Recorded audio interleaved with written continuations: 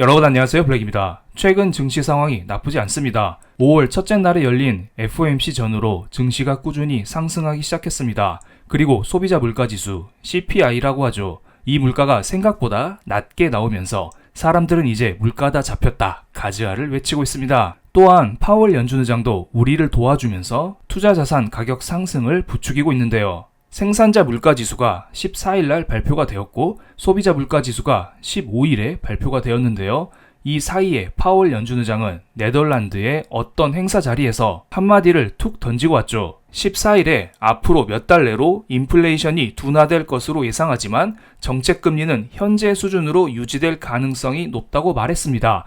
이것을 의역해보면 앞으로 물가는 잡힐 것이다. 그렇기 때문에 나는 앞으로 금리를 내릴 것이다. 이렇게 풀이할 수가 있습니다. 1분기 때 물가가 잠시 올라간 것은 일시적이다. 이렇게 말하고 싶어 하는 것을 알 수가 있겠죠. 그런데 파월이 예전에 일시적 인플레라는 말을 쓰면서 금리 인상을 미루다가 지금의 고물가 사태가 터졌잖아요. 그래서 파월도 이제는 말을 아끼는 것입니다. 앞으로 물가가 진정될 가능성이 높다라는 것을 돌려 말하고 있습니다. 그리고 이것을 미리 눈치챈 사람들은 주식과 코인을 매수하면서 수익을 내고 있습니다. 실제로 저도 소비자 물가 지수가 발표되기 전에 영상을 통해 저의 생각을 여러분께 이야기 드리기도 했었고요. 다들 소비자 물가 지수 결과에 대해서는 잘 아실 테니 간단히만 짚고 넘어가겠습니다. 전년 동기 대비 수치를 봤을 때에는 예상치와 부합했습니다. 그렇지만 전월 수치보다는 낮게 나오면서 무난하다, 나쁘지 않다라는 느낌이 들었죠. 전월 대비로 볼까요?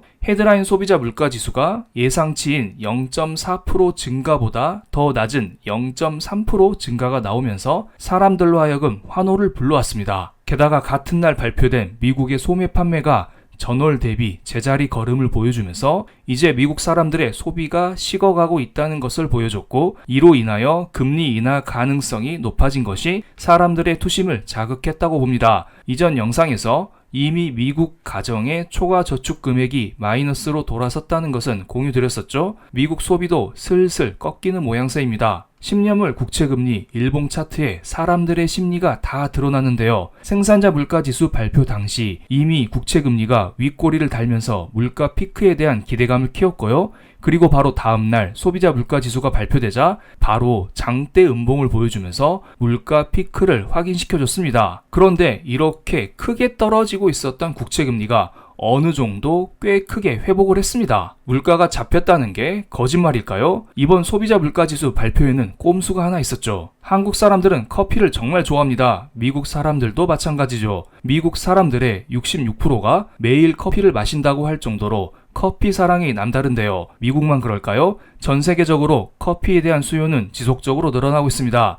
여기에 최근 기후변화, 고유가 여파로 커피 원두 가격이 오르고 있습니다. 이것은 최근 5년간 커피 선물 가격 변화 추이인데요. 바닥 대비 몇 배는 그냥 올라버렸습니다. 그래서 미국에서도 소비자 물가 지수를 계산할 때 커피가 차지하고 있는 비중이 점점 늘어나고 있는 상황입니다. 그래서 미국 노동통계청에서는 하나의 꼼수를 썼습니다. 바로 소비자 물가 지수를 계산할 때 커피 항목을 아예 뺀 것입니다. 커피 가격 계속 오르네? 그냥 빼버려. 그럼 물가 잡을 수 있어. 이런 셈법을 사용한 것이죠. 그래서 이번에 물가가 어느 정도 진정된 것처럼 보이는 것일까요? 이것은 소비자 물가 지수의 세부 항목별 전월 대비 상승률이 정리된 것입니다. 맨 아래 보시면 주거비라는 항목이 있죠. 과연 이번에는 주거비가 잡힐까? 잡힐 수 있을까? 이게 이번 물가 지수의 관전 포인트였는데요. 이번에도 역시 잡히지 않았습니다. 최근 들어 전월 대비 0.4% 정도의 상승률을 보여주고 있었는데요. 이번 5월달에 발표된 4월달 소비자 물가 지수의 주거비 항목 역시 전월 대비 0.4%의 증가를 보여줬습니다.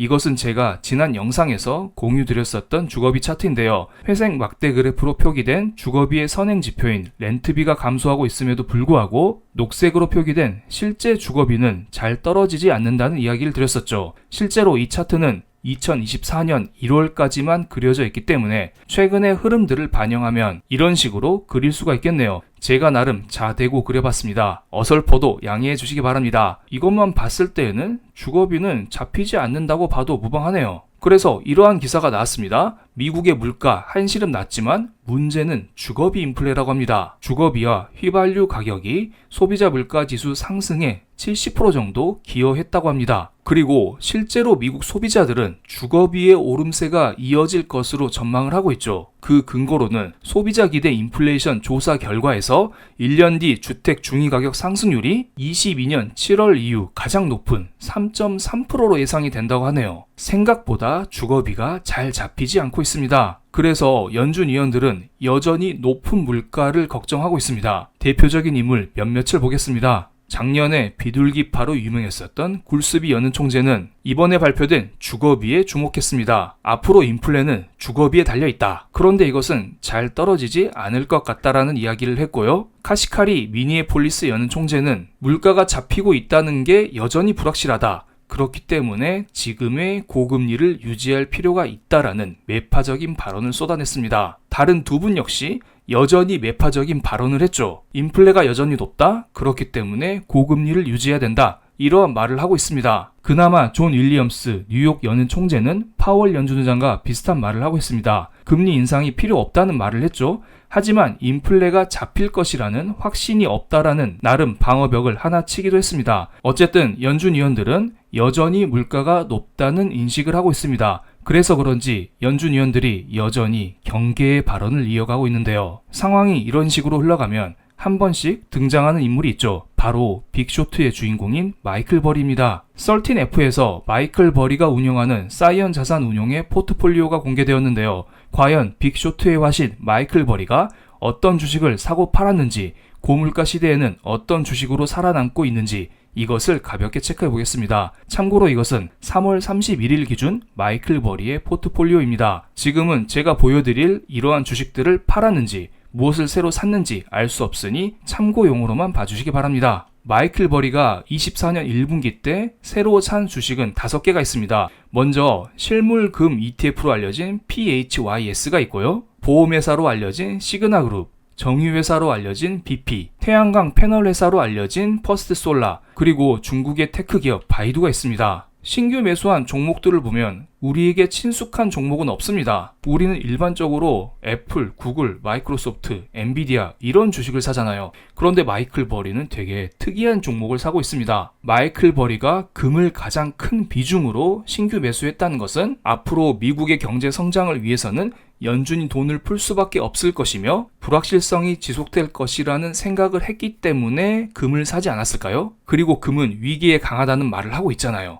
그래서 마이클 버리는 어느 정도 미국의 위기 가능성도 생각하고 있는 거라 봅니다. 그리고 보험회사 주식도 샀습니다.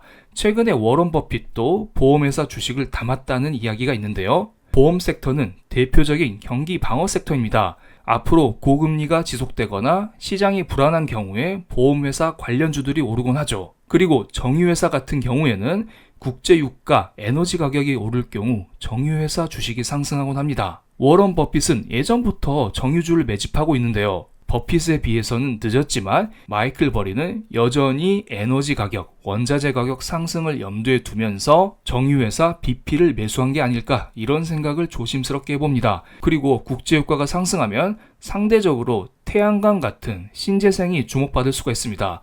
그래서 퍼스트솔라를 매수한 게 아닐까요? 마지막으로 가장 눈에 띄는 것은 중국 회사인 바이두가 있습니다. 실은 마이클 버리는 예전에도 중국 주식을 몇 개 샀는데요.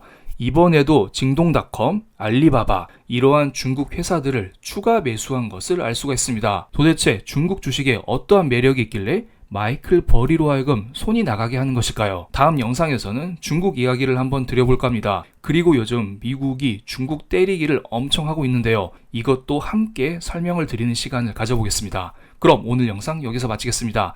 제 영상이 마음에 드셨거나 저의 다음 영상이 기대되신다면 구독, 좋아요, 알림 설정까지 부탁드리겠습니다. 감사합니다.